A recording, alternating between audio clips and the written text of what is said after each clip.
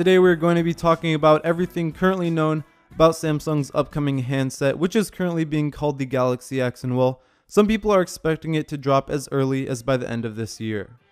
So the concept for this thing is for it to be a device that has on one side one big screen that folds up and flattens out, and another screen on the outside that does not bend at all and looks like your average smartphone today. When you're on the go, you can have it in its more compact folded up form, and when you're just laying around and are gonna say watch some YouTube, you can just fold it out to get that larger screen real estate, which sounds pretty nice. Recently, a patent from Samsung was spotted by Patently Mobile, which shows off what the upcoming device could look like. As well, the idea of a folding display isn't new. Samsung showed off a prototype of one all the way back in 2011, and if you remember CES 2013, Samsung did show off an ad for a concept smartphone, 2-in-1 tablet, whatever you want to call it, which displayed a device really similar to this one. So as for the release date, like I said, some people are talking about this thing dropping as early as this year, but in my opinion, I can strongly say that I feel this thing won't be coming out for at least another year or two. Supporting this is one of Samsung's mobile bosses, who very recently said that instead of trying to be the first one to release a fully functional folding display, they're going to wait and hold off on launching the phone until it's ready. As well, it just doesn't seem like the overall technology is 100% there yet. It is pretty close though. So basically it could come out soon, but that's extremely unlikely. As for the price, I think it's going to be safe to say that this thing is going to be pretty expensive.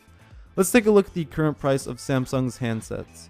The upcoming S9 costs about $720, and the S9 Plus goes for $840. As well, currently Samsung's most expensive phone right now is the Note 8 at $950. Now when the X comes out, it's probably going to have flagship specs, flagship level everything, in addition to that new foldable screen technology.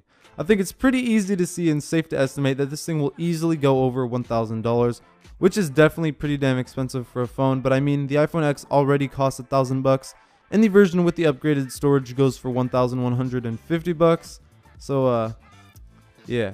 That price tag on the iPhone X has definitely been a deterrent for some buyers, but the people who are just really invested in Apple or just need the newest thing are going to buy it regardless, even if that means eating ramen noodles for the next month.